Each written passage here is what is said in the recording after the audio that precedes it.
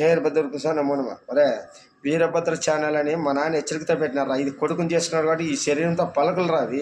ఈ జ్ఞానోదయం చేసి రాలేదు. బాగున్నానని ఎందుకు హెచ్చరికలు చేస్తుంటాడు. కృష్ణ పరమాత్ముడు ఏం చేస్తాడు, మహాభారత యుద్ధం జరిగేటప్పుడు దుర్యోధన 5 ఊర్లు వినా బాగుపడతారు, అన్నదమ్ములు బాగుంటారు, హింస జరుగుతుంది, ప్రజలు ప్రాణాలు ఉంటాయంటే వాళ్ళు ఎట్లుంటారు, మూర్ఖులు.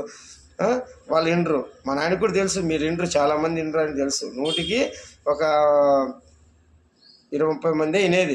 అందుకంటే మీతో వాళ్ళంతా కర్మ అనుభవించాల్సిందే, తప్పదు. మనం వచ్చిందే కర్మ అనుభవించాకి. భయం లేదు, భక్తి లేదు, చిన్న పెద్ద ఘోరం లేదు. ఎట్లుంటే శరీరాలు చూపిస్తారా. భయం ఉన్నవానికి భక్తి ఉన్నవానికి కాలం ఉంటుంది. పశ్చాత్తాపం పడాలి తప్పు చేసిన వానికి ఇది ఉంటుంది. అంతేగాని విచ్చిలుడు ఇట్లా ఉంటాం చేస్తామనుకుంటూ కూర్చుంటే కాలకల్పంలో కల్పిస్తాడు. వీరభద్రుడు రా, ఎక్కువ అవకాశం వీడు. 1, 2, 3 ఖాళీ అంటాడు భూమి. చేనులో కలప మొక్కలు ఉండవని చేను పెట్రోల్ వేసి అంటిపెట్టాడు. కడువులు తీసుకుంటాడు, ఎక్కడ కలప మొక్క ఉంటాడు కట్ చేసుకుంటూ పోతే ఇట్లా లోకంలో ఎక్కడెక్కడ దుష్టశక్తులు ఉండవి. కలప మొక్కలు పీకేస్తే మొత్తం సమాజం బాగుపడుతుంది.